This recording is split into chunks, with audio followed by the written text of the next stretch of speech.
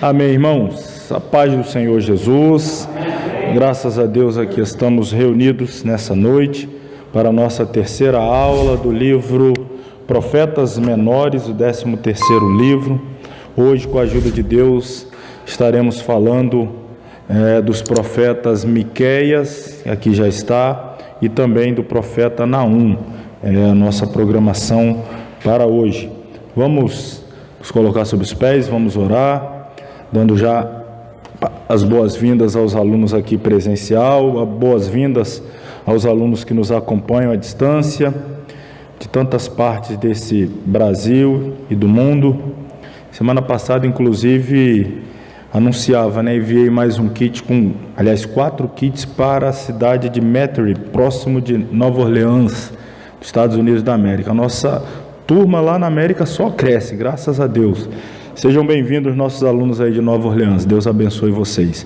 Vamos orar. Querido Deus e Pai, nós te louvamos nessa noite, por mais uma vez nos permitir estar na tua casa, para estudar, aprender a tua palavra. Te louvo pela vida dos alunos que aqui estão, enfrentaram as dificuldades, as intempéries, mas aqui chegaram, no afã de aprender mais a tua palavra, que sejamos recompensados pelo nosso esforço, através, ó Pai, da iluminação do Teu Espírito, dando-nos a entender, a compreender a Tua Palavra. Peço a Tua bênção sobre a vida de cada aluno, que nesse momento também se coloca diante de uma tela, de um celular, de um tablet, de um computador, mesmo de uma TV, e está também com seu material em mãos, dedicando-se, esforçando-se por aprender mais a Tua Palavra. Abençoe-o de uma forma também especial. Nós te louvamos pelo privilégio que temos de poder estudar a Tua Palavra. Por isso nós já te agradecemos em nome de Jesus. Amém.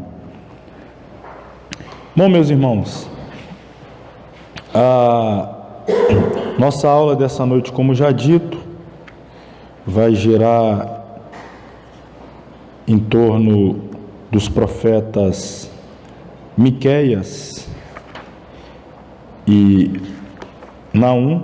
Lembrando que semana passada nós estudamos o profeta Amós, profeta Obadias, aquela mensagem tão atual para a igreja, e encerramos com o estudo do profeta Jonas. Hoje começaremos aí na página 25, então falando do profeta Miqueias. Vamos lá.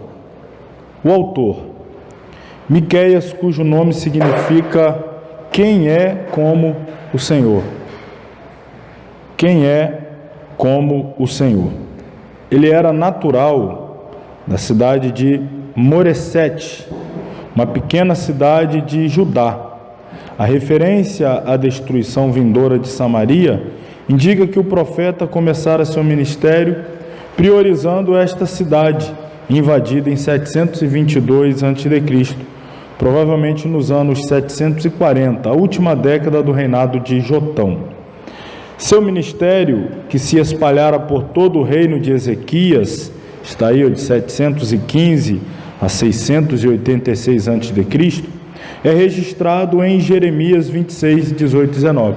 Veja bem, isso aqui nós já temos uma informação que não é muito comum, às vezes aparece na Bíblia, mas não é muito comum, que é um livro profético, um profeta citando um outro profeta. No caso aqui no livro do profeta Jeremias, há uma citação ao profeta Miqueias.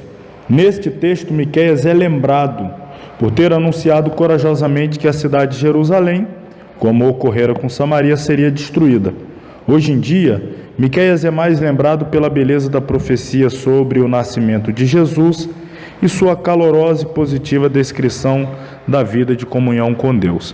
Então, Miqueias, como nós vamos ver aqui, ele foi contemporâneo de alguns profetas dos quais nós conhecemos aqui, Jeremias, e ele profetizou ao sul, Judá, avisando Judá que, em permanecendo em seus pecados, teria o mesmo fim que teve Samaria. A gente sempre vai a esse ponto, O norte, Samaria, foi capturada pela Assíria, foi levada cativo pela Assíria. E Deus deu livramento a Judá. Na época do rei Ezequias, que ele chora, ele busca a Deus, se humilha, Deus envia o anjo, mata os exércitos assírios e dá aquele grande livramento. Porém, o tempo passa, o reino do sul continua praticando os mesmos pecados, e aí o juízo vem depois, agora não mais pelas mãos dos assírios, e sim dos babilônios. Mas nesse intervalo, profetas se levantaram para chamar o povo ao arrependimento. Vamos ver aqui, Miqueias, o nome dele, Micaia. Mica, sempre que a gente vê lá o Iá no final, a gente sabe que é uma redução assim do nome de Deus. Então, Mica, esta pergunta: quem é como Yahvé, Yod-He, Vav-He, o Senhor? Quem é como o Senhor? É o mesmo para Miguel, só que o Miguel é Micael, quem é como Deus, El. E o Yah, quem é como Yah, que a gente sempre usa, que é a expressão Senhor. Mas a pergunta é a mesma: quem é como o Senhor? Quem é como Deus? O tema central em Miqueias é este aqui, em que pese o livro mostrar a insondável compaixão divina por Israel e Judá, os temas destaques do exemplar são o reino de paz do Messias ou o juízo divino contra Israel e Judá. Nós já sabemos também que todos os profetas, via de regra, tinham mensagens de juízo para o seu tempo e uma mensagem também de esperança, de consolo para um momento futuro. Então era uma palavra de exortação e consolação, de denúncia e também de anúncio de um novo tempo. Miqueias não foge a essa regra. Ele profetiza juízo iminente para a nação pecadora, mas profetiza também uma restauração futura devido à graça, à bondade, à misericórdia de Deus. Então Miqueias predisse a queda de Samaria e a destruição de Jerusalém, tanto uma quanto outra a seu tempo, por seus respectivos invasores, o norte, Samaria, pelos assírios, o sul, Judá, Jerusalém, capital, pelos babilônios, mas cada um a seu tempo sendo levado cativo como juízo de Deus. Antes de falar do contexto histórico, vamos ler ainda no nosso material, que também fala um pouco mais sobre o tema. Miqueias profetizou mais ou menos na mesma época que Isaías, com o qual provavelmente teve contato, havendo semelhanças notáveis nas suas profecias. Semelhante ao profeta messiânico, Miqueias pode ser dividido em duas seções principais. A primeira, denúncia, capítulos 1 a 3, uma seção denunciadora, e os capítulos 4 a 7, consolo, uma seção consoladora. Na primeira divisão, o profeta apresenta o quadro de uma nação pecaminosa e, consequentemente, condenada ao cativeiro. Na segunda, o de um povo redimido, desfrutando das bênçãos mileniais. Então, já apontando bem lá para um futuro distante. Na primeira sessão, ele nos mostra Israel iludido e destruído por governantes falsos. Na segunda, restaurado pelo Messias, o verdadeiro regente. Podemos resumir o tema da seguinte maneira: Israel destruído pelos chefes falsos e salvo pelo chefe verdadeiro, o Messias. A gente vai perceber muito isso ao longo da profecia de Miqueias, que ele aponta uma das principais razões da pecaminosidade nacional é a pecaminosidade da liderança. O povo está chafurdado em pecado porque os líderes assim estão. Então ele aponta, ele denuncia os pecados dos chefes, em todas as esferas, política, religiosa, e ele mostra que essa é a principal razão também do fracasso espiritual da nação. E claro, se por causa da má conduta espiritual dos chefes daquela época, a nação ela vai ser punida e levada em cativeiro, já no futuro, apontando aí para o milênio, a nação vai ser restaurada porque justamente vai ser regida por um chefe, o Senhor Jesus, cuja, vamos dizer assim, a espiritualidade, a santidade, a pureza, sequer a gente precisa mencionar, plena e excelente em todos os aspectos. Então, esse paralelo, Miqueias deixa bem claro. A nação está sofrendo porque tem líderes ruins, mas vai chegar um tempo que a nação vai desfrutar, o milênio, vai desfrutar de prosperidade, bênção, porque terá um líder inigualável, o próprio Messias. Lembrando mais uma vez do contexto histórico, Miqueias exerceu suas atividades proféticas nos reinados de Jotão, Acais e Ezequias, isto é, antes e depois da tomada de Samaria, no ano 722 a.C., o que significa dizer que esse profeta presenciou com os próprios olhos tudo quanto ele próprio profetizara contra o reino do norte. Foi, portanto, em parte contemporâneo do profeta Oséias e por mais tempo de Isaías. Nos dias de Miqueias, a Síria constituía-se no poder político-militar maior sobre toda a terra. Eu citei há pouco aqui a contemporaneidade dele com Jeremias. Na verdade, o Jeremias o citou. A contemporaneidade maior dele era com Isaías. Aqui já faço essa retificação. O conteúdo está aí na página 26, seguindo aí quase que um estribilho de todos os profetas, não é? Primeira parte, denúncia. Segunda parte, consolo. Primeira parte, juízo. Segunda parte, esperança, promessas. E vamos olhar aí, ó. Primeira parte, capítulos 1 a 3, denúncia. Primeiro, na página 26, julgamento de Samaria, dado a sua incurável disposição à idolatria, o pecado que é sempre batido na tecla por todos os profetas, pecado esse o qual o cativeiro foi fundamental para curar. A gente já falou isso aqui em outras ocasiões. O cativeiro foi o remédio amargo, doloroso, mas produtivo. Conseguiu erradicar o mal da idolatria. Então, julgamento de Samaria, dado a sua incurável disposição à idolatria. Judá foi afetada pela iniquidade e foi envolvida na sua culpa. Então, viu o que aconteceu com o norte, viu o juízo que sobre eles vieram, mas seguiu o mesmo caminho e acabou atraindo o mesmo julgamento. Deus usando aí nações diferentes, mas para produzir a mesma punição, cativeiro. 3. Devido à impiedade dos regentes, e nós vamos chamar a atenção bastante para a má conduta dos regentes, os líderes do povo, a nação irá para o cativeiro, mas haverá restauração. 4. Uma repreensão.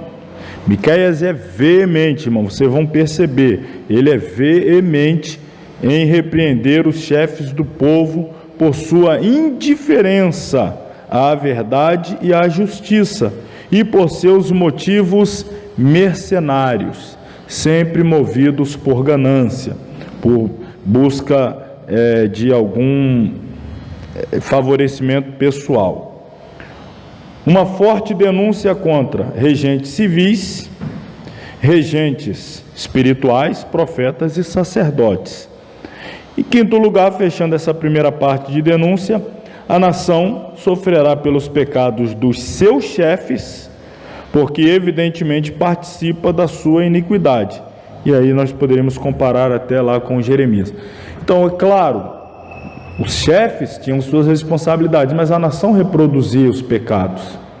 E aí o julgamento vem sobre todos.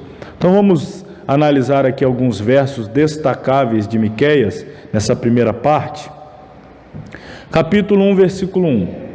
Palavra do Senhor que em visão veio a Miqueias, o morastita, nos dias de Jotão, Acais e Ezequias, reis de Judá, sobre Samaria. Então ele profetiza para o norte, antes do cativeiro, e Jerusalém, o sul, óbvio, antes do cativeiro deste também. Morastita, natural de Moresete, um povoado situado aí a 40 quilômetros a sudoeste de Jerusalém, também conhecido como Morosete Gat, era a cidade da qual Miqueias era oriundo, então não muito distante de Jerusalém, 40 quilômetros. Se a gente conseguir visualizar aqui no mapa, onde está Efraim aqui, é porque era a tribo mais destacável do norte. Aqui, então, onde está essa divisão aqui, daqui para cima tudo é o norte, do outro lado do Jordão, e aqui o sul, por nome Judá. Vamos ver se a gente acha aqui. Aqui está Jerusalém, capital do sul. Aqui está Samaria, capital do norte. Então, Samaria e Jerusalém eram respectivas capitais do reino do norte, Israel, e do reino do sul, Judá. No versículo 2, depois de se apresentar no primeiro versículo, Miqueias então começa a profetizar: ouvi todos os povos, prestai atenção, ó terra, e tudo que ela contém, e seja o Senhor Deus testemunha contra vós outros, o Senhor desde o seu santo templo. Ele vai continuar, mas apenas aqui, ou seja, o Senhor está convocando todos os povos para que sejam testemunhas do juízo e conheçam as suas acusações contra Israel. Como nós vamos ver mais adiante, e a gente já viu em outros profetas, parece que algumas vezes Deus ele verbaliza por intermédio do profeta as suas sentenças, primeiro fazendo uma convocação como que chamando todos a um tribunal, as testemunhas, aí vem a acusação, a oportunidade de se justificar, se é que fosse possível fazê-lo, e então ele aplica a sentença. Então aqui, mais uma vez, nós vamos ter esse cenário como de um tribunal, chamando aí testemunhas, e aí vem na sequência: porque eis que o Senhor sai do seu lugar, e desce, e anda sobre os altos da terra. Os montes debaixo dele se derretem, os vales se fendem, são como a cera diante do fogo, como as águas que se precipitam no abismo. Tudo isto, continuando o versículo, agora o 5, tudo isto por causa da transgressão de Jacó e dos pecados da casa de Israel. Qual é a transgressão de Jacó? Não é Samaria? Ele está perguntando, Jacó apontando para o norte, Israel. A transgressão não é Samaria? Então ele está apontando para a capital, onde estão os líderes, onde está o rei, onde está ali todo poder político. E quais são os altos de Judá? Não é Jerusalém? Mais uma vez apontando para a capital, mostrando que do cerne, do centro, do coração ali está vindo os grandes problemas. Não são periféricos, não é? Está no centro do poder político, religioso. Ou seja, a infiltração de práticas idólatras no culto prestado em Judá permitia considerar o santuário um alto. Eles já tinham profanado, inclusive, a capital Jerusalém. Versículo 6: por isso, farei de Samaria, capital do norte, um montão de pedras do campo. Isso aqui já está mostrando, um montão de pedras já aponta para a desolação, deserto, porque as pessoas serão levadas em cativeiro. 7, todas as suas imagens de escultura serão despedaçadas, todos os salários de sua impureza serão queimados, e de todos os seus ídolos eu farei ruína, porque do preço da prostituição os ajuntou, e a este preço volverão. Lembrando aqui, já vou demonstrar, essas expressões, prostituição, adultério, nós sempre temos que analisar dentro do contexto profético. Às vezes é no sentido literal, é uma prática sexual errada. Às vezes é um contexto espiritual, é estar servindo a Deus e a ídolos. Então, o profeta aqui está empregando a linguagem semelhante a de Oséias. Ele está apresentando a infidelidade ao Senhor, sobretudo o pecado da idolatria, como figuras de prostituição e adultério. Então, era muito comum, a gente já viu isso algumas vezes, e ainda outras vezes, estudando aqui os profetas menores, veremos. E aí agora vamos começar a ser mais pontuais. É como se Miqueias começasse pelas beiradas, não é? Os pecados da nação, a nação está em Samaria, já restringiu a capital. Os pecados da nação do sul, Judá, Jerusalém, já deu uma restringida. Agora a coisa está estreitando. Ele vai mexendo na ferida, ele vai dar nome aos bois, vamos dizer assim, ele vai apontar, é o sacerdote, é o rei, é o príncipe, é o juiz, é o profeta. Ele vai é mexer lá na ferida. O povo, isso aqui, irmãos, ó, eu peguei, vocês estão vendo ali embaixo, NTLH. O que é NTLH? É a tradução que eu estou utilizando aqui. É a chamada nova tradução na linguagem de hoje. Se você acompanhar na sua Bíblia, você vai ver um pouquinho de diferença. Eu fiz questão de trazer essa linguagem, que é uma linguagem bem atual, porque de certa maneira ela já é autoexegética, vamos dizer assim. Já quase a gente não precisa explicar, ela é autoexegética. E aí eu trouxe, de vez em quando vai vir umas palavras assim bem fortes, mas que é para confrontar mesmo. Soou forte a eles lá e precisa soar forte aos nossos ouvidos hoje também. Aqui então eu peguei essa tradução que é... Aí veja bem, o povo me diz, pare com essas profecias. O povo dizendo o profeta, Miqueias. O povo ia até ele, Miqueias, pare com essas profecias, não diga isso, não é possível que Deus faça a desgraça cair sobre a gente. Essa expressão é forte, porque significa justamente dentro do contexto, que Deus vai remover a sua graça, e quando Deus remove a graça, sem a graça é essa expressão pesada mesmo, que a Bíblia algumas vezes usa, vai vir o juízo pesado, a desgraça cairá sobre o povo, mas eles estão dizendo, não, Deus é bom, Deus não vai permitir isso. Miqueias, para de forçar a barra, para de profetizar juízo. Não, Deus não, jamais, Deus, não é isso que o mundo fala. Quando a gente prega juízo, não, Deus é bom. Não tem como. Como é que Deus vai me mandar para o inferno? Deus não é bom? Como é que Deus vai tocar em algo meu, permitir que eu sofra algum contratempo? Deus não é bom? Eles acham que ser bom significa permitir que faça tudo, né? Deus é bom, então eu posso fazer, aprontar, e no final das contas, Deus ainda tem que me premiar, me levar para o céu, e arrumar um lugar muito bacana lá para mim. Será que o povo, eles ainda estão falando aqui, no versículo 7, questionando o profeta, será que o povo de Israel está amaldiçoado? Será que o Senhor está irritado? É assim que ele age? Tipo assim, né? Deus é bom e Deus vai fazer isso com o povo dele? Deus que é bom, ele vai agir dessa maneira? Enviando uma sentença pesada contra o povo de Israel?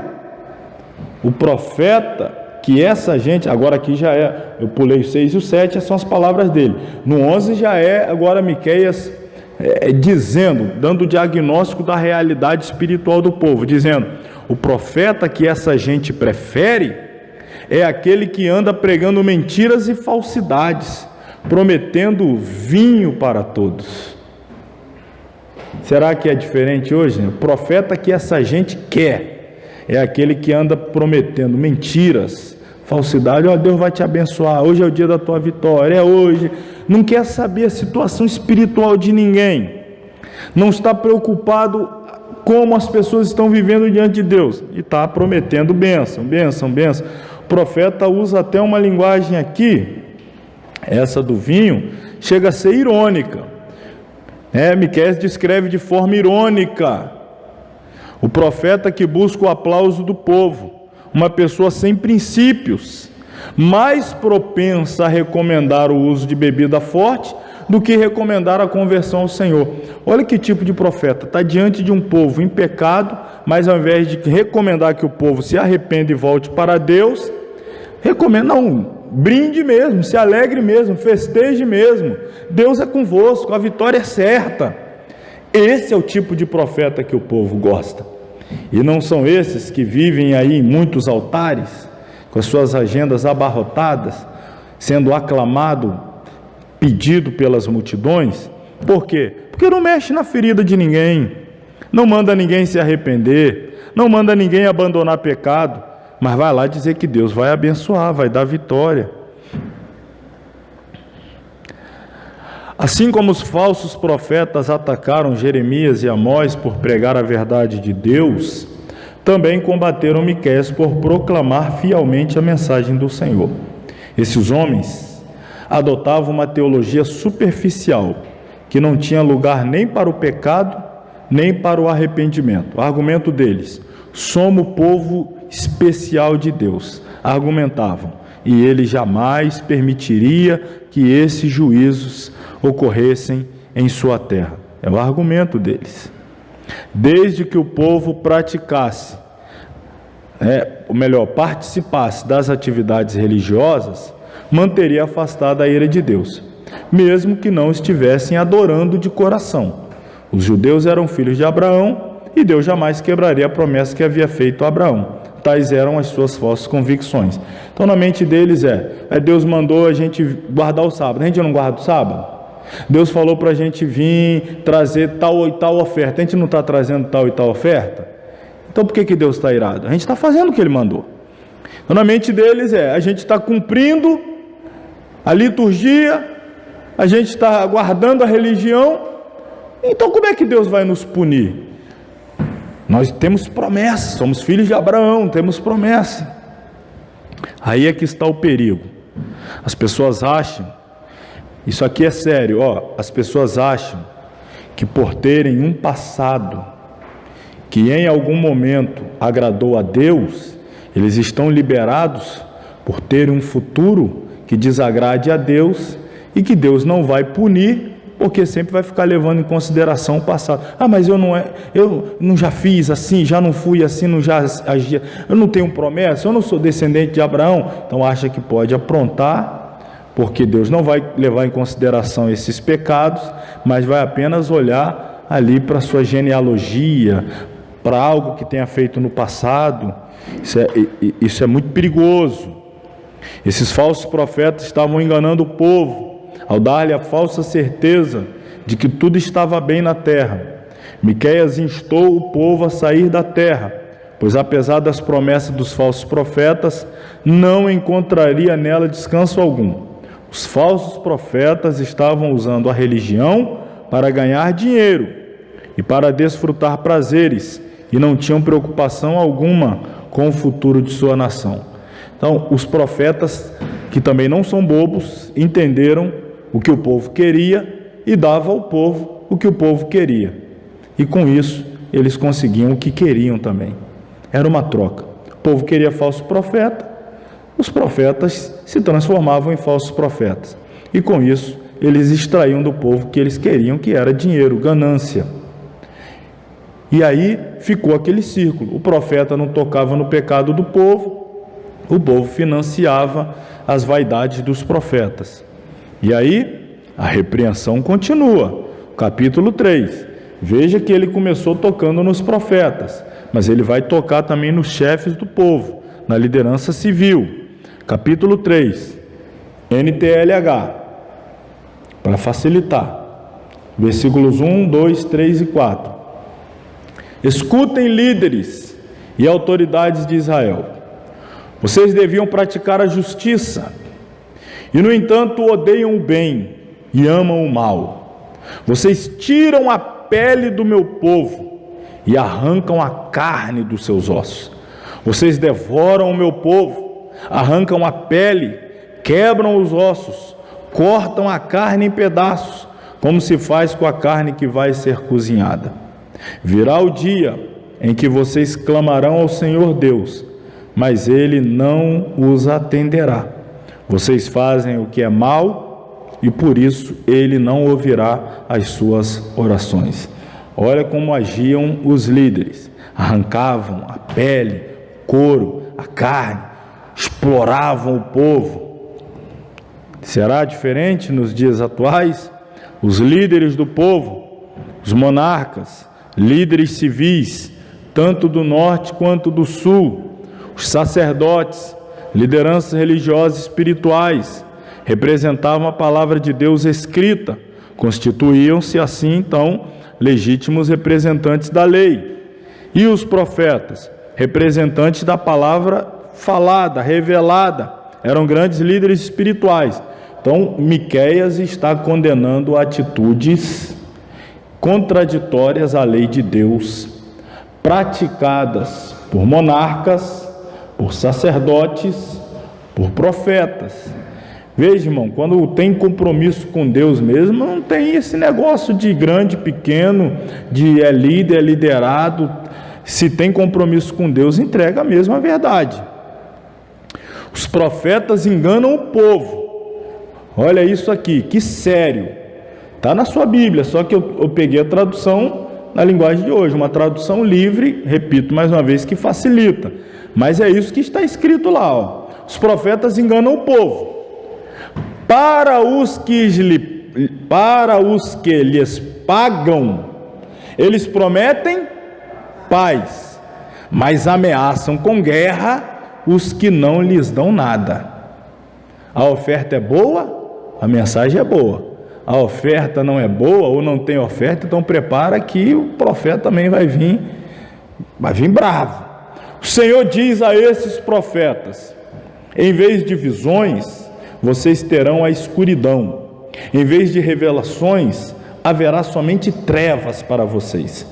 A luz do dia vai desaparecer para vocês, e a escuridão da noite cairá sobre vocês. Os adivinhos e os que dizem o que vai acontecer no futuro passarão vergonha, não receberão resposta de Deus, e por isso ficarão desmoralizados. Miqueias pôs-se a repreender os falsos profetas, cujas mentiras cooperavam para que os oficiais corruptos continuassem seus atos de perversidade. Quando Deus é deixado de fora do governo humano, é fácil os oficiais usarem sua autoridade egoisticamente para explorar o povo. Quando não tem Deus no coração, é fácil usar a autoridade para explorar a nação, ao invés de usar em benefício da nação. Isso é uma verdade sempre. O verdadeiro profeta de Deus é descrito, Miqueias vai descrever as características do verdadeiro profeta, agora no capítulo 3, versículo 8. E, aludindo a ele mesmo, ele diz: eu, porém, estou cheio do poder do Espírito do Senhor, cheio de juízo e de força, para declarar a Jacó a sua transgressão e a Israel o seu pecado. Miqueias dirigiu-se destemidamente ao povo e falou dos pecados deles, advertindo-os de que o juízo estava vindo, enquanto os falsos profetas acariciavam os ouvidos do povo e diziam o que eles queriam ouvir. Então, o verdadeiro profeta diz o que Deus manda, o falso profeta diz o que o povo quer ouvir. Agora, para dizer o que Deus manda, que na maioria das vezes não é o que o povo quer ouvir, é necessário estar cheio do poder do Espírito do Senhor, porque na maioria das vezes a mensagem é uma mensagem de juízo, declarando a transgressão, declarando o pecado, trazendo à tona as iniquidades do povo. Agora, como é que você está vendo um povo em pecado e vai estar profetizando bênção, vitória? Só se for um profeta corrompido, um falso profeta. O verdadeiro confronta a nação. Poucos homens são tão deploráveis do que aqueles que dizem ter um chamado do Senhor e, no entanto, pregam de modo a agradar os outros. Sua regra é: dê ao povo o que eles querem. Contudo, o verdadeiro servo do Senhor declara a mensagem de Deus, quer as pessoas gostem dela, quer não. É uma escolha que sempre temos que fazer. Queremos agradar a quem? Fomos chamados por Deus e o nosso ministério tem por finalidade agradar a quem? Irmãos, você pode ter um mês de ministério, um ano de ministério, 6 anos, 10 anos, 20 anos. Essa tentação sempre estará diante de você. A tentação de querer agradar o povo. É uma tentação. Principalmente quando você tem empatia pelo povo. Quando o povo te trata bem, você quer retribuir tratando bem.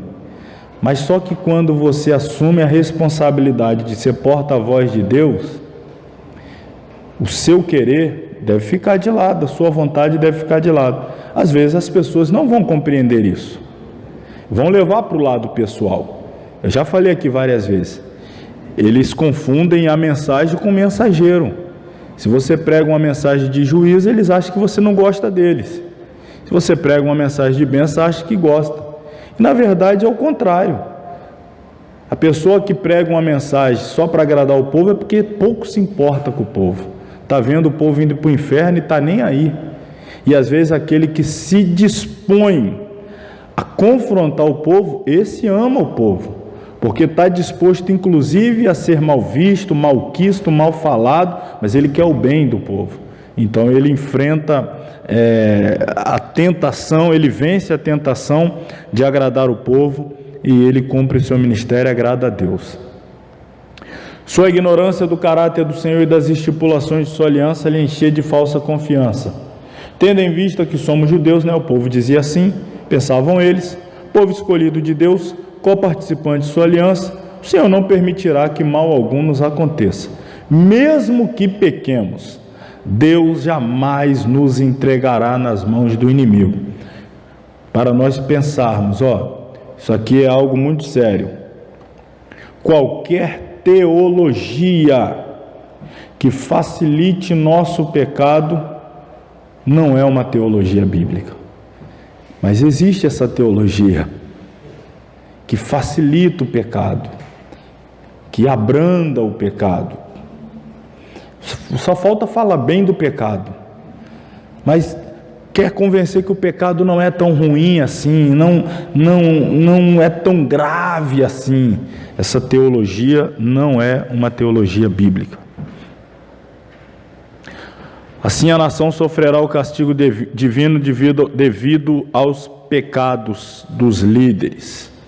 Está aí, portanto, por causa de vocês, Jerusalém vai virar um montão de pedras. Lá atrás ele falou de Samaria, norte. Aqui Jerusalém.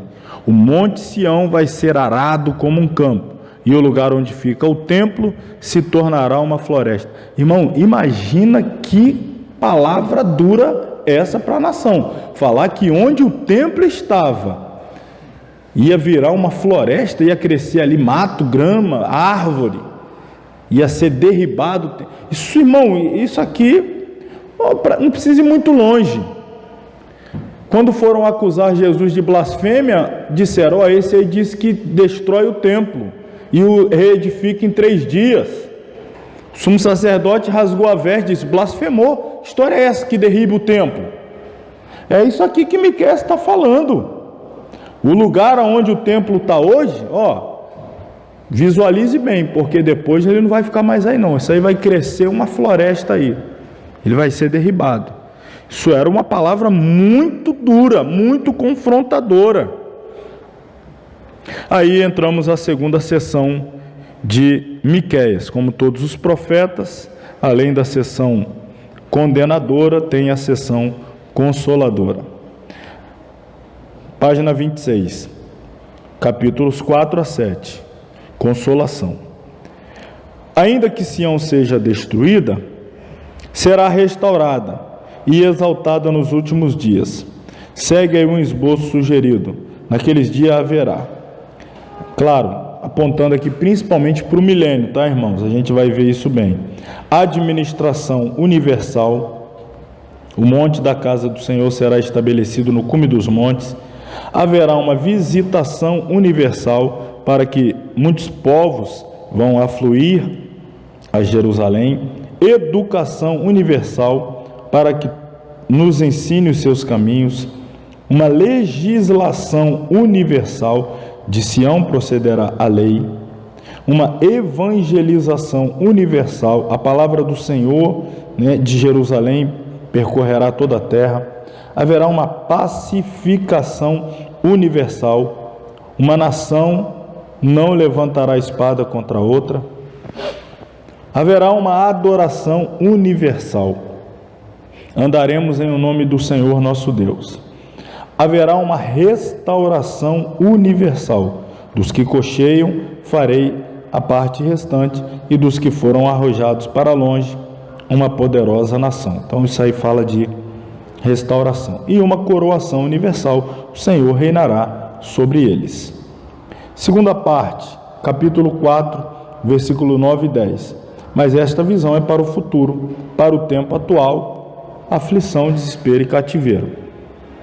3. Finalmente os inimigos e captores de Israel serão castigados. 4. O infortúnio de Israel durará até a segunda vinda do Messias, seu verdadeiro chefe, predestinado desde a eternidade para ser o Salvador de Israel. Ele é o penhor do resgate de Israel, de todos os seus inimigos e da sua restauração final. 5. Jeová exige do seu povo que testifique, se puder, que jamais ele fez algo com eles desde os tempos primitivos da sua história, que não fosse um ato de bondade e que apresentasse qualquer desculpa por tê-lo abandonado. Nós vamos depois aprofundar nesse ponto, que é também muito constrangedor. Mais uma vez Deus pergunta: o que é que eu vos fiz para que vocês me abandonem? Nós vamos ver daqui a pouquinho. Em sexto, eles são religiosos. Olha aí, mais uma culpa que era comum e o tempo todo Deus condenava, usava os profetas para condenar. Eles eram religiosos, mas a sua religião não passava de formalismo, que não produz justiça e nem pratica o que Deus, o Senhor Jeová, exigia. A sua conduta prova que eles observavam os mandamentos de Onre e as obras de Acabe, reis ímpios de Israel. A corrupção da nação é universal. Parece quase impossível encontrar um homem bom, um regente honesto, um amigo fiel. Os inimigos do homem são os da sua casa. Seja o último capítulo. Mas permanece um remanescente fiel, representado pelo profeta que levanta a voz em intercessão pelo povo. Jeová responde à sua oração e faz a promessa de restauração. E aí os últimos versículos: vendo através da escuridão de sua época, o profeta louva a Deus que é fiel, que restaurará Israel e purificará dos seus pecados, e assim cumprirá o pacto feito com seus pais. Vamos ver essa parte consoladora, que embora seja uma sessão consoladora, mas ainda tem umas palavras confrontadoras. Porque, aliás, todo o caminho para a restauração passa pelo confronto. Capítulo 4 começa assim: mas nos últimos dias, então já está apontando aqui lá para o milênio. Acontecerá que o monte da casa do Senhor será estabelecido no cume dos montes e se elevará sobre os outeiros, e concorrerão a ele os povos, e irão muitas nações, e dirão: vinde, subamos ao monte do Senhor e à casa do Deus de Jacó, para que nos ensine os seus caminhos e nós andemos pelas suas veredas, porque de Sião sairá a lei e a palavra do Senhor de Jerusalém. Nos últimos dias, período de tempo após o arrebatamento da igreja do Senhor, após a grande tribulação, o milênio. E aí acontecerá, ou melhor, o milênio antecederá a eternidade futura com Deus. Trata-se do último estágio do relacionamento divino com a criatura humana. É a última dispensação terrestre. 1000 anos de paz na terra antecederão a manifestação da glória futura do Eterno. Então Miqueias, ele sai daquele ponto, daquele momento, ele vai lá no milênio. Como eu disse, ele mostra que a nação estava sofrendo por causa dos seus líderes pecadores, mas ele mostra que haverá um tempo em que a nação viverá na plenitude de glória, porque ela estará sob a égide de um líder, que é o Messias, puro, santo. É o milênio, é o reino do Messias. E aí então ele faz esse contraste. Olha a situação de vocês por causa dos seus líderes. Olha a situação que vocês usufruirão por causa do líder, do servo, o Messias, o servo de Jeová, o Messias que virá. Então ele mostra esse contraste de forma muito vívida. Miqueias revela a grandeza e a magnificência do futuro reino milenial, um reino infinitamente oposto àquilo que era visto e vivia-se em todo o território de Israel. Povos irão a Israel, sim, mas não povos desqualificados e imundos, como os pagãos que pisavam diuturnamente os dois reinos, comprometendo ainda mais a identidade cultural, moral e espiritual de Israel. Ele vai mostrar também esse grande contraste. Naquela época, na época do profeta, Vários povos pisavam a terra de Israel, contaminavam, influenciavam, pervertiam, desviavam a nação. A nação que foi chamada para ser influência era influenciada. Então, os povos entravam ali para exercer influência, para exercer domínio cultural, domínio religioso. Mas chegaria um tempo que as nações iriam a Jerusalém por causa da influência de Jerusalém, seriam atraídas, desejosas de aprender, de ser igual, de buscar andar na sua lei. Mais um contraste muito latente apresentado por Miqueias. No milênio, segundo Miqueias, povos direcionados unicamente à adoração irão a Jerusalém em busca do eterno Messias. Que contraste! De um Israel desmoralizado, falido, desmotivado, desacostumado a adorar a Deus, a um Israel de glórias e bênçãos eternas. Um Israel que nunca mais atrairá feiticeiros profanos, mas gentios, desejosos de paz, segurança e culto saudável. Os gentios, outrora vocacionados para a guerra e conflitos contra o povo de Deus, opressores de Israel, etc., agora, no milênio, se manifestarão vocacionados para adorar o Deus de Israel dentro da própria cidade de Jerusalém. Por enquanto, a vocação dos gentios continua sendo o pecado e o terrível afastamento da presença do Senhor e de tudo quanto lhe é inerente. Os tempos, entretanto, brevemente sofrerão drásticas mudanças morais e espirituais em prol do reino do céu na terra. Aleluia. Nós cremos que esse tempo se aproxima. Claro, antes ainda vai vir arrebatamento, a grande tribulação, mas logo depois o reino de Cristo na terra. E aí haverá uma mudança drástica do que é hoje para o que será quando Cristo estiver reinando na terra. E agora, por que farás tão grande pranto? Não há em ti rei? Pereceu o teu conselheiro? Apoderou-se de ti dor, como da que está de parto?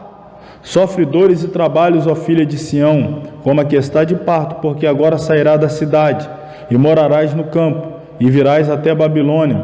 Ali, porém, serás livrada, ali te remirá o Senhor da mão dos teus inimigos. Olha, Miqueias, lembrando que ele é contemporâneo de Isaías, 720, 30, ele já está falando do cativeiro babilônico, lá em 605, 597, as 3 invasões, 587, e já está mostrando, dizendo assim, virás Babilônia, porém serás livrada, já está mostrando que o povo vai entrar e depois Deus vai livrar.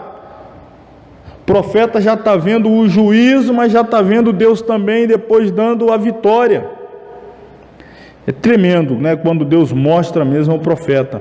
Logo após o profeta anunciar as riquezas do reino futuro do Messias em Jerusalém, quando haverá em Sião a reunião eterna de um rebanho de israelitas sofridos, uma forte revelação toma conta dos lábios de Miqueias. Sião será apoderada de dores de parto, sairá da cidade e habitará no campo, cativa dos babilônios. Primeiro, o salário do pecado, cativeiro, exílio. Depois, 70 anos mais tarde, o profeta já vai mostrar isso, a recompensa divina como galardão dos resultados alcançados face à disciplina do cativeiro. Porque a disciplina do cativeiro será a erradicação da idolatria. E como esse objetivo será alcançado, então o povo retornará. Agora se congregarão muitas nações contra ti, que dizem, seja profanada, e os nossos olhos verão seus desejos sobre Sião. Mas não sabem os pensamentos do Senhor, nem entendem o seu conselho, porque as ajuntou como gavelas em uma eira. Isso aqui é interessante também. As nações vizinhas de Israel são compreendidas como instrumentos de Deus ainda quando elas mesmas não se davam conta de estar cumprindo a vontade divina. Irmão, isso é muito sério. Por quê? Porque às vezes Deus usa, como aqui Deus está usando as nações vizinhas para tratar com Israel, para purificar Israel. E é óbvio que as nações não se davam conta de que estavam sendo usadas por Deus. É óbvio que não passava pela cabeça de assírios que Jeová, o Deus de Israel, estava os usando. Não passava pela cabeça dos babilônios que o Deus dos judeus os estava usando. Como não passa pela nossa cabeça que às vezes Deus está usando o ímpio para tratar conosco?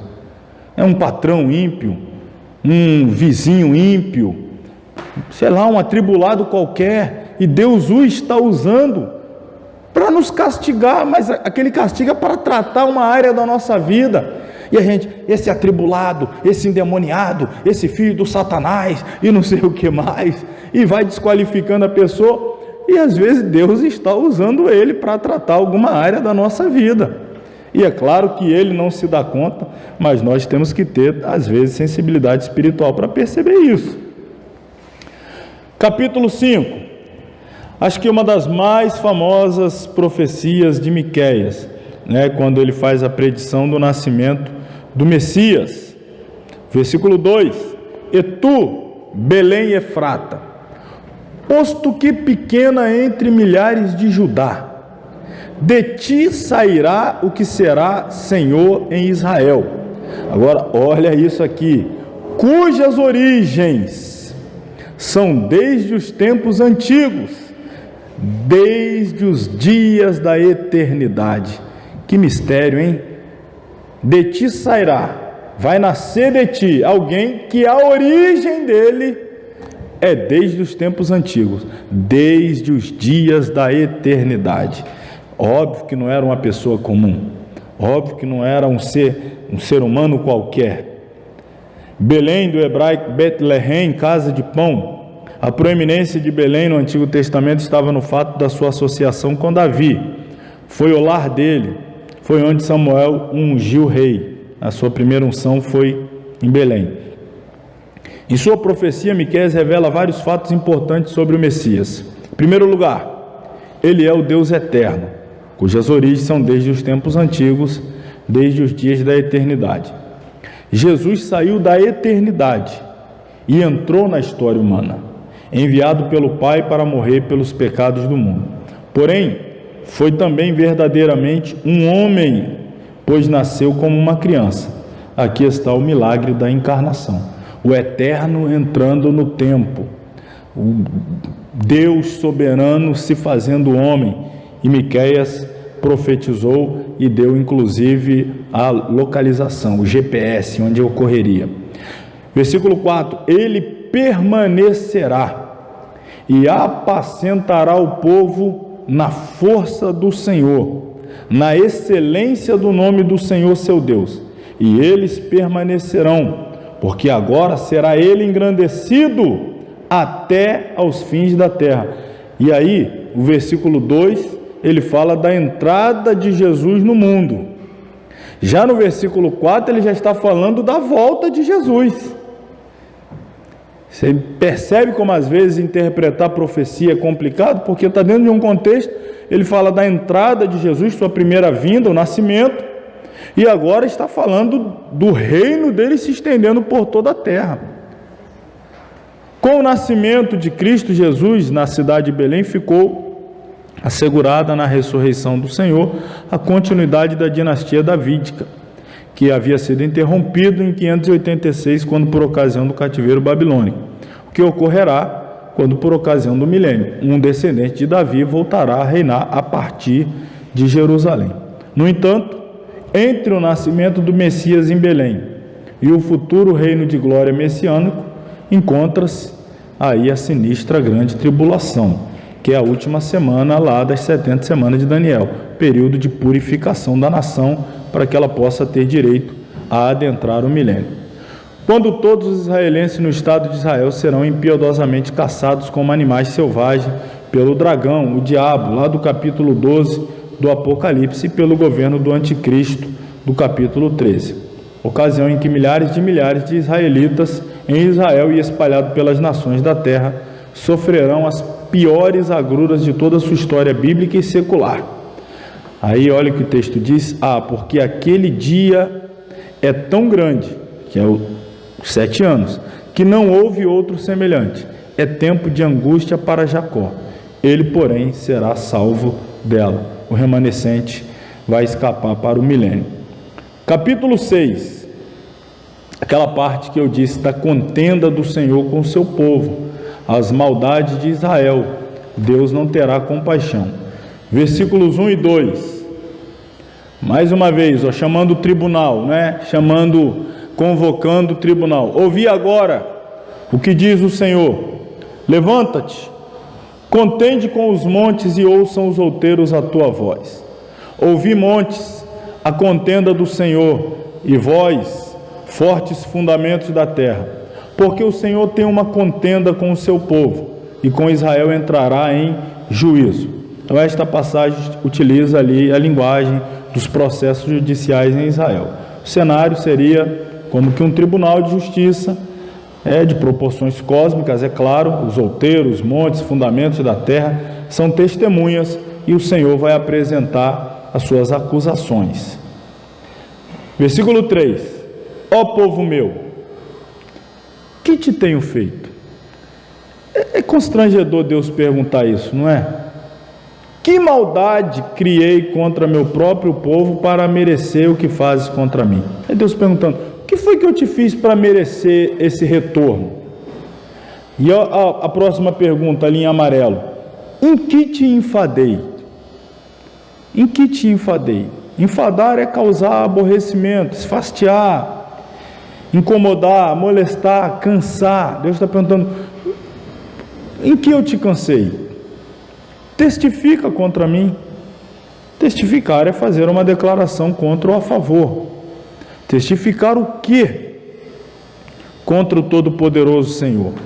Que tipo de declaração um crente em pecado, ou não, mas no caso da nação aqui, em pecado, mas o que um crente em pecado ou não teria a falar, a dizer, a fazer contra o soberano e eterno Criador? Aquele que tudo vê, tudo sabe, aquele que é fiel e verdadeiro. Versículo 4: certamente te fiz subir da terra do Egito, e da casa da servidão te remi. Pus diante de ti Moisés, Arão e Miriam. Povo meu, ora, lembra-te da consulta de Balaque, rei de Moabe, e do que lhe respondeu Balaão, filho de Beor, desde Sitim até Gilgal, para que conheças a justiça do Senhor. Ou seja, para realçar mais ainda a fidelidade, ou melhor, a fidelidade de Deus e a infidelidade e ingratidão de Israel, enumera-se algumas manifestações do Senhor a seu favor. Deus enviou libertadores, deu a libertação, usando aí Moisés, Arão e Miriam. Deus não ouviu a proposta de Balaque a Balaão para que amaldiçoasse o povo, mas trocou as palavras de maldição em palavras de bênção. E ainda assim: com que me apresentarei ao Senhor e me inclinarei ante o Deus Altíssimo? Virei perante ele com holocausto, com bezerros de um ano? Agradar-se ao Senhor de milhares de carneiros, de 10.000 ribeiros de azeite? Darei o meu primogênito pela minha transgressão, o fruto do meu ventre pelo pecado da minha alma? A pergunta que o povo: o que eu poderia fazer para agradar o Senhor? Holocaustos? Bezerros? Litros e litros, aí milhares de litros, ribeiros de azeite? Dar o meu próprio primogênito? Entregar o meu próprio filho em sacrifício? Ao versículo 8: ele te declarou, ó homem, o que é bom. E o que é que o Senhor pede de ti? Olha o que o Senhor pede de qualquer um de nós: que pratique a justiça, que ame a beneficência e ande humildemente com teu Deus. Ele não está pedindo nada extraordinário. Ame a justiça, ou melhor, pratique a justiça, ame o bem e ande humildemente com teu Deus. Não está pedindo nada extraordinário. É só isso que o Senhor está pedindo do seu povo. Esses versículos resumem admiravelmente a pregação moral dos profetas. Miqueias retoma assim um conceito de justiça que nós vimos lá em Amós, o conceito de fidelidade e misericórdia que nós vimos em Oséias, e de fé que nós vimos em Isaías. Deus rejeita aqueles sacrifícios que são práticas meramente exteriores.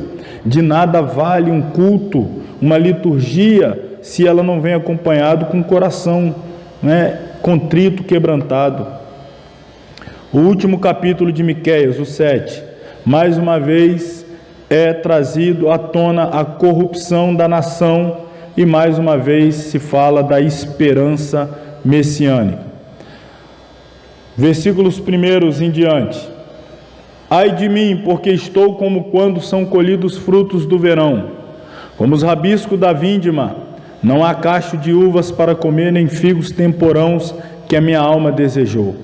Pereceu o benigno da terra, e não há entre os homens um que seja reto. Todos armam ciladas para sangue. Caça cada um a seu irmão com uma rede. As suas mãos fazem diligentemente o mal. O príncipe inquire, o juiz se apressa à recompensa. O grande fala da corrupção da sua alma, e assim todos eles são perturbadores. O melhor deles é como um espinho, o mais reto é pior do que o espinhal. Veio o dia dos teus vigias, veio a tua visitação, agora será a sua confusão. Não creais no amigo, nem confieis no vosso guia. Daquele que repousa o teu seio, guarda as portas da tua boca. Porque o filho despreza o pai, a filha se levanta contra a sua mãe, a nora contra a sua sogra. Os inimigos do homem são os da sua própria casa. Agora, olha que lindo que ele vai dizer nos versículos 7 e 8. Eu, porém, esperarei no Senhor, esperei no Deus da minha salvação, o meu Deus me ouvirá. Depois a gente vai ver a sequência. Esta lamentação é motivada pela corrupção, pela decadência moral da sociedade. O pessimismo do profeta manifesta-se ao avaliar a conduta do príncipe, do juiz, do grande, também de parentes e amigos. A sessão termina com uma declaração de fé e de esperança em Deus. Aí segue a mensagem de esperança, versículo 8. Ó inimiga minha, não te alegre a meu respeito, ainda que eu tenha caído, levantar-me-ei. Se morar nas trevas, o Senhor será a minha luz. Sofrerei a ira do Senhor, porque pequei contra ele, até que julgue a minha causa e execute o meu direito. Ele me trará a luz e eu verei a sua justiça. Versículos 19 e 20, encerra o livro. Tornará a apiedar-se de nós, subjugará as nossas iniquidades e lançará todos os nossos pecados nas profundezas do mar. Darás a Jacó a fidelidade, a Abraão a benignidade, que juraste aos nossos pais desde os dias antigos. Então veja, o povo peca, o povo falha, mas Deus sempre está pronto a perdoar e restaurar. Em tempos de pecados deliberados, praticados de livre e espontânea vontade contra a divindade eterna, a família, a sociedade, a obra de Deus, pecados contra a família, contra a sociedade, contra tudo, reversão de valores humanos, imundície na alma, no espírito, esfriamento espiritual, etc. Jesus Cristo é a única solução. Quando pecamos contra Deus, a primeira pessoa da Santa Trindade, somente o Filho, a segunda pessoa tem autoridade e poder para nos conduzir de volta ao Pai. Louvores, sacrifícios, ofertas, orações prolongadas, jejuns, consagrações especiais, votos, expressão de tristeza, etc., não conduzem pecadores a Deus. Não, somente o Filho. As esperanças de Israel, norte e sul, depois dos dois cativeiros, o Assírio e o Babilônio, estão literalmente voltados para o Messias. E esse Messias tão aguardado no Israel moderno de hoje manifestar-se-á somente no final da guerra do Armagedon, que é o final da grande tribulação. Então o povo sempre recorria a esses atos litúrgicos, que não tem nenhum problema, tem o seu valor quando resultado de um coração contrito e quebrantado, mas desprovido da essência do coração, nada valem. Louvores, sacrifício, oferta, jejum, não vale nada se não vier acompanhado com um coração sincero. É por isso que o povo estava indo de mal a pior, porque estavam se escorando na liturgia, mas não mudavam de coração a essência. A resposta é o Filho, é o Messias. Ele é a única solução. Amém? Encerramos aqui o primeiro dos profetas a ser estudado hoje. Vamos já ao segundo. Como disse, nossa aula aqui hoje vai se resumir a esses dois profetas. E daqui a pouquinho a gente já está encerrando. Uma aula mais curta, mas não menos proveitosa por isso. Vamos falar agora de Naum. A gente vai sair, com Naum, a gente vai sair um pouco daquele padrão profético que volta a sua mensagem para a nação de Israel ou de Judá. Esse aqui, ele é mais ou menos como Jonas. A gente vai ver. O Naum, eu vou dizer aqui mais ou menos o que o Naum seria, o que o Jonas gostaria de ser. Vocês vão observar. O sonho de Jonas era ser Naum. Que história é essa? Você vai entender quando a gente lê o livro de Naum e perceber que o que Naum fez era o que Jonas adoraria ter feito. Página 29, autor Naum, cujo nome significa confortador, ou cheio de conforto. É desconhecido a não ser pelo breve título que inicia sua profecia. Sua identificação como um eucosita não ajuda muito, visto que a localização de Eucose é incerta. Cafarnaum, uma cidade da Galileia tão proeminente no ministério de Jesus, significa aldeia de Naum. E alguns têm especulado, mas sem prova concreta, que seu nome deriva justamente do profeta. Ele profetizou a Judá durante os reinados de Manassés, Amon e Josias. Seus contemporâneos foram Sofonias, Abacuque e Jeremias. Deixa eu falar aqui ainda um pouquinho mais dele. Aqui, ó. O nome dele, Nahum, transliterado, né? E aqui já traduzido, conforto ou confortador. Tema central: o dia da vingança de Jeová. Contra quem? O sonho de Jonas era pregar essa mensagem. Nínive contraiu uma grande e terrível dívida com o Todo-Poderoso Senhor, quando massacrou de forma impiedosa e selvagem o reino do norte, Israel. Nínive, lembrando, capital da Síria. Os assírios capturaram Israel. E anos mais tarde, representada por Senaqueribe, seu personagem maior em todos os tempos, desafiou o próprio Deus a livrar Ezequias de sua maior divindade, Nisroque. Lembrando, né, Senaqueribe foi lá, desafiou a Deus, disse que não teriam condições alguma de livrar a nação das suas mãos e das mãos do seu Deus, Nisroque, e isso aí foi uma dívida que eles contraíram com Deus. Vamos ler rapidinho aqui o tema antes de eu falar do contexto histórico. Vamos ler aqui no material. Naum escreve a respeito da futura destruição de Nínive.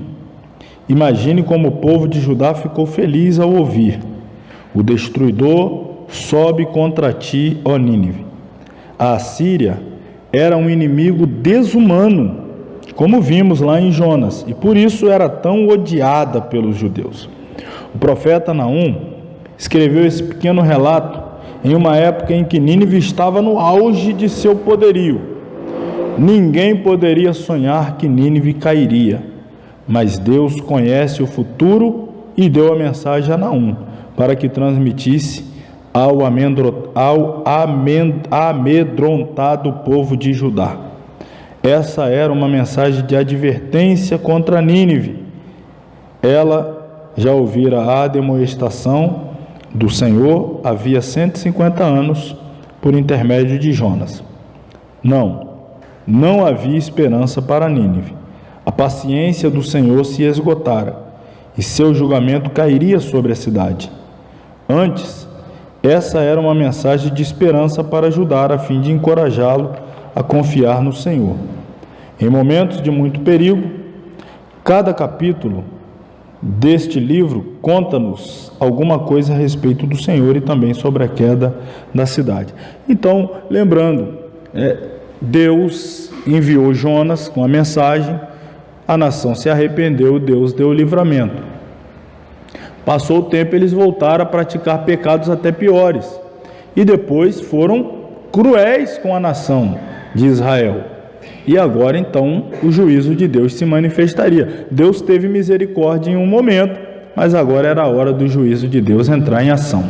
Então o contexto histórico, a profecia de Naum é pouco anterior à destruição da cidade de Nínive, no ano de 612, 110 anos após a queda do Reino do Norte. Eles destruíram o Reino do Norte em 722 e foram destruídos em 612. Sente-se vibrar toda a paixão de Israel contra o inimigo hereditário. O povo da Síria, como também é possível ouvir o cântico de esperança que desperta a queda desse hediondo império da maldade. Então, o livro está dividido em 3 capítulos e cada capítulo traz uma revelação de Deus, vamos dizer assim. Capítulo 1, Deus é um Deus zeloso, e por conta do zelo de Deus, Nínive cairá. No segundo, Deus é juiz, e porque Ele é juiz, a queda de Nínive será grande. E no terceiro capítulo, Deus é justo, e por causa da justiça de Deus, foi chegada à conclusão de que Nínive merece cair. Vou deixar os irmãos lerem depois, o que está aqui, posto no nosso material, do capítulo 1, do 2 e do 3, e vou apenas trazer aqui a explicação. Mas vocês vão ver que, na verdade, a gente está utilizando o texto aqui para corroborar o que está no nosso material, mas não deixe de ler depois. Primeiro, capítulo 1, versículo 1. Peso de Nínive. Essa expressão até coloquei numa cor aqui diferente. Peso de Nínive. Livro da visão de Naum, o Eucosita. Peso, no hebraico essa palavra é maçã, e significa, na verdade, sentença pesada. Quando usa assim, peso de Nínive, é a sentença pesada sobre Nínive, juízo sobre Nínive. Como se a gente falasse assim, Deus está pesando a mão, não é? O peso sobre Nínive. Trata-se de uma fala profética de caráter ameaçador ou ainda intimidatório. Peso de Nínive. A palavra aparece 27 vezes, apenas em contextos proféticos, com exceção de Provérbios 30, versículo 1 e 31, 1. Versículo 2. O Senhor é um Deus zeloso e que toma vingança. O Senhor toma vingança e é cheio de furor. O Senhor toma vingança contra os seus adversários e guarda a ira contra seus inimigos. Olha que coisa séria, não é? Essa expressão sendo dirigida a Deus, toma vingança, cheio de furor, toma vingança, guarda a ira. Imagina o que vem sobre Nínive. O Senhor é um Deus zeloso, porque exige reconhecimento exclusivo, e é chamado de vingador, porque ele reivindica a justiça, destruindo os que não a praticam. Versículo 3. O Senhor é tardio em irar-se. Nínive não poderia dizer o contrário. Não deu oportunidades, não enviou Jonas, não aceitou o seu arrependimento e foi longânimo.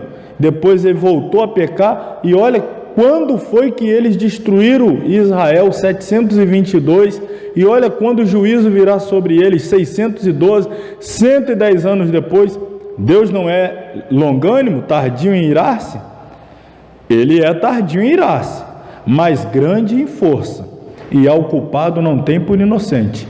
O Senhor tem o seu caminho na tormenta e na tempestade, e as nuvens são o pó dos seus pés. O livro começa com um hino ou canto de louvor ao Deus de Israel, que não pode deixar impunes os pecados, as injustiças que se cometem no mundo.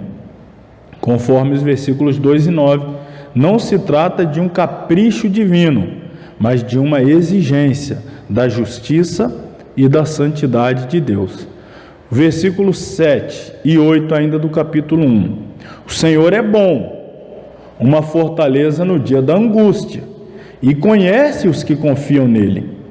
E com uma inundação transbordante, acabará de uma vez com o seu lugar, e as trevas perseguirão os seus inimigos. Está falando com os ninivitas. O Senhor é bom, Ele é fortaleza para quem confia nele, mas para quem se levanta contra ele, ele é como uma inundação transbordante. O Deus que Naum nos apresenta é um Deus zeloso, irado com o pecado, mas também é um Deus bom, que se preocupa com o seu povo. Naum nos convida a considerar a bondade e a severidade de Deus. Deus é um refúgio para aqueles que confiam nele, mas também é uma inundação transbordante para os que são seus inimigos. Versículo 11 e 14. De ti sairá um que pensa mal contra o Senhor, um conselheiro de Belial. Contra ti, porém, o Senhor deu ordem, que mais ninguém do teu nome seja semeado. Está falando das lideranças de Nínive, da Assíria. Contra ti saiu é um líder que pensa mal contra o Senhor. Ele é um conselheiro de Belial. Contra ti, porém, o Senhor deu ordem, que mais ninguém do teu nome seja semeado. Não haverá mais semente, dinastia. Da casa do teu Deus exterminarei as imagens de escultura e de fundição. Ali farei o teu sepulcro, porque és vil. Aquele que pensa mal é o rei da Síria, e Deus se dirige a ele no versículo 14, fazendo três declarações. Primeiro, sua dinastia chegará ao fim, pois ele não terá descendente. Segundo, o auxílio de seu Deus, deusas, chegará ao fim, pois eles serão destruídos. Terceiro, sua vida chegará ao fim, pois Deus preparará seu sepulcro. Você quer ver uma coisa? Pega a sua Bíblia aí, vamos lá no livro do profeta Isaías, quando ele trata desse episódio. Se eu não me engano, o capítulo é o 37.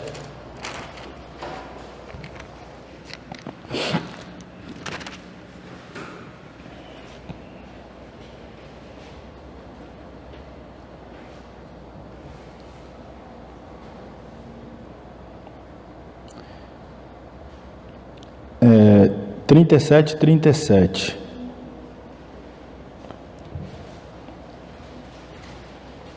É o Senaqueribe, vai lá, se levanta contra Judá, usa palavras assim, contra Deus. Eu vou até ler aqui algumas palavras que é utilizado por ele, por Senaqueribe. Está no capítulo 36, quando ele cerca.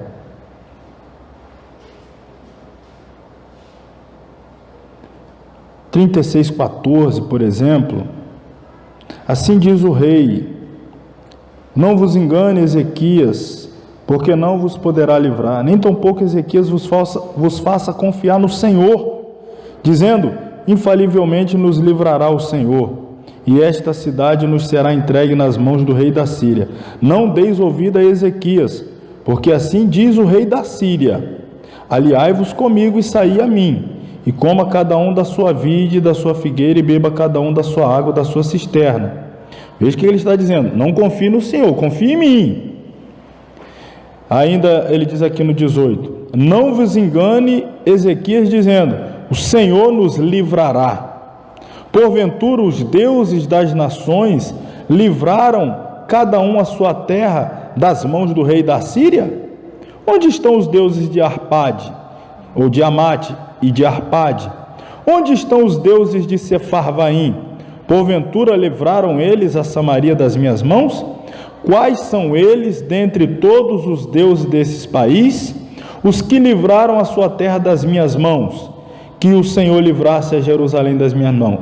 Comparou o Senhor aos outros deuses. Assim como eu derrotei todas as nações e os seus deuses, eu vou fazer o mesmo. E aí olha aqui que Deus está dizendo: de ti saiu um que pensa mal contra mim, porque foi Senaqueribe que falou mal de Deus. Contra ti, porém, deu ordem: ninguém mais do teu nome seja semeado. Da casa do teu Deus exterminarei as imagens de escultura e de fundição. Ali farei o teu sepulcro, porque és vil. Vamos ver agora, então, Isaías 37. Assim Senaqueribe, rei da Síria, se retirou. Depois que Deus matou lá, enviou o anjo, matou todos. Vamos ler no 37 e 36. Então saiu o anjo do Senhor e feriu do arraial dos Assírios 185.000. E quando se levantaram pela manhã cedo, eis que tudo eram corpos mortos. Assim Senaqueribe, rei da Síria, se retirou, e se foi, e voltou e ficou em Nínive. E sucedeu que, estando ele prostrado, aonde? Na casa de seu Deus. Ele estava lá no templo de Nisroque, lá no templo do seu Deus. Adrameleque e Sarezé, seus filhos, o feriram à espada, e eles fugiram para a terra de Ararate, e Esra-Adom, seu filho, reinou em seu lugar. Olha onde os filhos dele mesmo o mataram. Mataram ele aonde? Na casa do Deus dele. Olha o que está escrito aqui, ó: da casa do teu Deus exterminarei as imagens de escultura e de fundição, ali farei o teu sepulcro, porque és vil. E não foi o que se cumpriu? Ele morreu justamente na casa do Deus dele, e olha quem Deus permitiu que o matasse: seus próprios filhos, porque se levantou contra o Senhor. Quantos hoje ainda se levanta, brinca, zombam? Quanto ao longo da história da humanidade que a gente sabe que zombam de Deus, fazem piada, e o fim, não é? Poderíamos citar aqui, mas nem é necessário. Aí vem o capítulo 2: Deus é juiz, a queda de Nínive é grande. Interessante que essa expressão aqui, ó, o destruidor está já diante de ti. Quando a gente lê essa palavra destruidor, a gente já pensa logo no inimigo. Só que aqui está sendo aplicada a Deus em relação à Assíria. Deus é o destruidor da Assíria. Guarda a tua fortaleza, observa o caminho, esforça os lombos, fortalece muito o teu poder. Ainda está dando assim a oportunidade: olha, eu já estou chegando na tua porta, dá tempo, se fortalece, se arma, faz aí, né? Chama os exércitos, já estou batendo na tua porta. O destruidor, o teu adversário, aquele que você falou mal, aquele que você disse que não era capaz de livrar, já estou aqui na porta. Se prepara, fortalece, guarda a fortaleza, esforça os lombos, fortalece muito o teu poder. Ou seja, há fatos e coisas que somente Deus está autorizado a anunciar. Por mais que nações de natureza militar e política expressivas se coligassem contra Nínive, ainda assim a cidade sanguinária mantinha-se na posição de ferrolho intransponível. Não havia adversário para Nínive, né? Ele mesmo se disse aqui: olha, nação tal, tentou, não conseguiu, nação tal, nação tal. Só que o capítulo 2 começa revelando a manifestação de um terrível e possante assalto à fortaleza de Nínive. O destruidor já está diante de ti, isto é, a hora de Nínive é chegada. Guarda a tua fortaleza, ou seja, tornou-se necessário que a guarda militar de Nínive, outrora sempre eficaz e dinâmica, né? Segundo a história, Nínive possuía 1.500 torres de vigia, e Deus está falando: reforça mais ainda, reforçasse o material humano, muralhas, portais da cidade, porque agora era o próprio Deus que estava vindo. Observa o caminho, isto é, as estradas de acesso a Nínive, outrora temidas pelos povos vizinhos, agora devem ser vigiadas com extrema diligência e aplicação, pois o adversário se manifestará de forma inevitável. O adversário é Deus que está vindo. E vocês vão ver como é que Deus vai destruir Nínive. Porque primeiro o exército foi destruído lá, enviado a Jerusalém, um anjo desceu e matou 185 mil. Agora ele está vindo contra a cidade. Esforços longos, isto é, há décadas descansado, agora precisará saber distribuir de forma inteligente e equilibrada seus batalhões e homens de guerra. O adversário manifestará maior equilíbrio emocional, estratégico, físico, militar, etc. Fortalece muito o teu poder, ou seja, poder bélico de Nínive, por mais possante e suficiente que sempre fora, tornou-se inexpressivo diante das armas do muito terrível adversário. Deus encorajou nações a coligarem-se contra Nínive. A cidade preocupou-se ao tomar conhecimento da coligação militar. Deus uniu essas três nações, a Babilônia, os citas e os medos, uma coligação de ímpios direcionados e orientados por Deus para punir e arrasar os domínios de Nínive. Deus vai usando uma nação para punir a outra, vai usando uma para punir a outra, agora vai usar esta, assim como vai usar os babilônios para punir próprio Judá, Jerusalém, depois vai usar os medos persas para punir Babilônia, os gregos para punir os... E assim Deus vai operando ao longo da história. Este se lembrará das suas riquezas, eles, porém, tropeçarão na sua marcha. Apresentar-se-ão no muro quando o amparo for preparado. Ou seja, as pessoas ficarão tão atordoadas por estarem sob ataque que ficarão ali como estátuas, sem ação. As portas do rio se abrirão e o palácio se derreterá. O ataque aconteceu numa época da inundação, quando os rios minaram os muros e as defesas da cidade. Arqueólogos encontraram evidências de escombros deixados pela inundação, que podem estar associados à destruição da cidade. Na verdade, a fortaleza veio abaixo por causa de uma grande inundação, fruto de uma chuva torrencial que desceu e derrubou. Ora, quem foi que mandou a chuva? Para derrubar as muralhas intransponíveis e permitir que o inimigo já está à porta. Saqueai a prata, saqueai o ouro, porque não tem termo o provimento. Abastança há de todo gênero de móveis apetecíveis.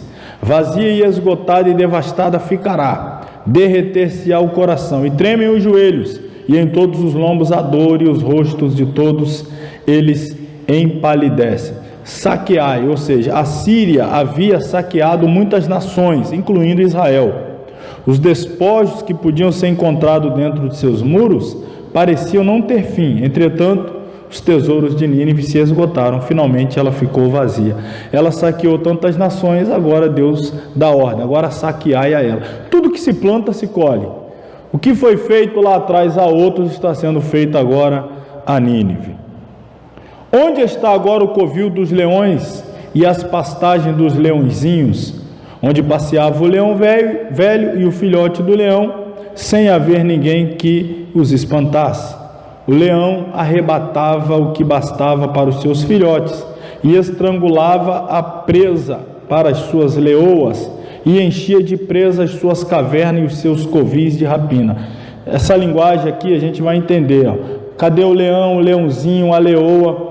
A figura do leão aparecia com frequência na decoração dos tronos e palácios assírios.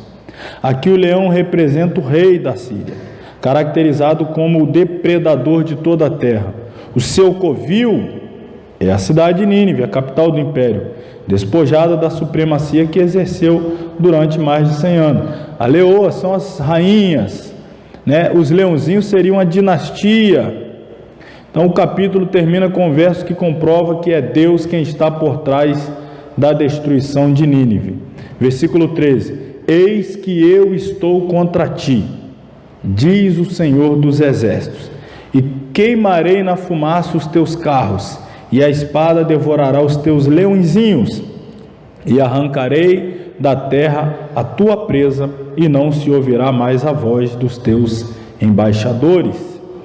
Aqui mostra claramente, nós vamos ver no 3 também, o tempo todo é Deus que está por trás de tudo aquilo que está acontecendo.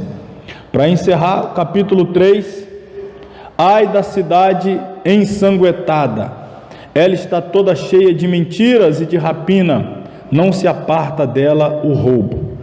As guerras de conquista e a exploração dos povos subjugados foram uma constante na história da Assíria. Por isso, Nínive era conhecida por todo o Oriente Médio como uma cidade que se distinguia pela violência e pelo derramamento de sangue. Estrépito de açoite há, e o estrondo do ruído das rodas, e os cavalos atropelam e carros vão saltando. O cavaleiro levanta a espada flamejante e a lança relampagueante. Essa palavra é difícil, né? Haverá uma multidão de mortos e abundância de cadáveres, e não terão fim os defuntos, tropeçarão no seu... Como Jonas queria ter pregado essa mensagem, hein? Aí Jonas ia pregar com alegria, na unção mesmo, pregar isso aqui lá em Nínive. Por causa da multidão dos teus pecados, da muito graciosa meretriz, da mestra das feitiçarias, que vendeu os povos como os seus deleites e as gerações com as suas feitiçarias. Nos versículos anteriores notamos a vivacidade da descrição que procura reproduzir, por meio de linguagem poética, o estrondo dos carros de guerra, o galope dos cavalos. Cavalos e carros eram instrumentos de guerra. Os horrores causados pela máquina de guerra da nação resultava em corpos sem conta. 5. Mais uma vez o que a gente viu lá no capítulo 2, Deus mais uma vez reforçando: eis que eu estou contra ti, diz o Senhor dos exércitos. Já pensou você ouvir isso? Eu estou contra ti, e te descobrirei na tua face, e às nações mostrarei a tua nudez, e aos reinos a tua vergonha. A repetição da expressão eis que eu estou contra ti, diz o Senhor dos exércitos, que também nós vimos lá no capítulo 2, versículo 13, fica mais assustadora cada vez que é ouvida. Quem poderia sobreviver à oposição do Senhor?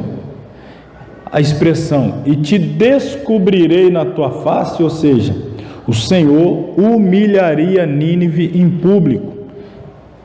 A humilhação dela viria ser pública. Finalmente, encerrando aqui o capítulo 3 e o livro: não há cura para a tua ferida, a tua chaga é dolorosa. Todos os que ouvirem a tua fama baterão as palmas sobre ti, porque sobre quem não passou continuamente a tua malícia? Olha, lá atrás ela fez mal a tanta gente. Quando correr a notícia que agora ela está sendo arrasada, o pessoal ia ficar alegre, bater palma. Ou seja, todos os que ouvirem a tua fama baterão palmas sobre ti. Todos os povos e nações que sofreram nas mãos do poder abusivo de Nínive gritariam e bateriam palmas ao ouvir sobre a destruição da cidade. Ninguém se lamentaria, né? Muito menos a nação de Israel e Judá. Conclusão: nos dias do profeta Jonas, o Senhor optou pelo perdão nacional da sanguinária cidade de Nínive, metrópole do Império Assírio.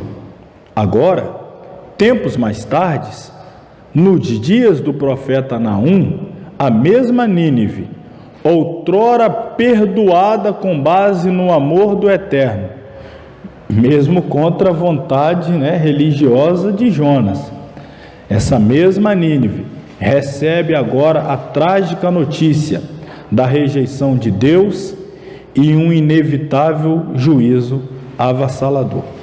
No lugar do antigo perdão, a ira divina. De Deus não se zomba. Tomemos, pois, extremos cuidados, porque o mesmo Deus que hoje perdoa, amanhã mata e destrói. É Deus que muda? Não, a gente muda, a gente em algum tempo é alvo da misericórdia, mas continua insistindo no pecado, aí a misericórdia dá passos atrás e o juízo assume a dianteira. Então tomemos cuidado. Amém? Amém. Encerramos hoje por aqui. Semana que vem pretendemos falar aí 3 profetas, são mais curtos: Abacuque, Sofonias e o Ageu. E aí na sexta seguinte, a última aula de profetas menores, os profetas Zacarias e Malaquias. E aí dessa forma fecharemos o Antigo Testamento, permitindo-nos o Senhor. Vamos nos colocar sobre os pés e orar. Mais uma vez agradeço a presença dos irmãos, os demais depois acompanham a aula à distância, assim como esses vários alunos, muitos alunos que temos espalhados, assim também. Deus abençoe a todos, no nome de Jesus. Vamos orar. Santo Deus e Pai, nós te louvamos nessa noite, por mais esta aula que aqui estamos concluindo, pela tua bênção, pela tua mão estendida sobre nós, pelo entendimento que mais uma vez nos deste a alcançar da tua palavra, que possamos sair daqui e com muita humildade e responsabilidade colocar em prática tudo aquilo que temos aprendido do Senhor. Continue abençoando o teu povo, a tua igreja, livrando-nos de todo mal, dando-nos um fim de semana debaixo da tua bênção. Rogamos a ti, ó Pai, em nome de Jesus, que o amor de Deus, a graça do Senhor Jesus Cristo, a comunhão e a consolação do Espírito Santo, seja com todos que amam e aguardam a volta do Senhor Jesus, e todos digam amém. Amém. Deus abençoe a todos.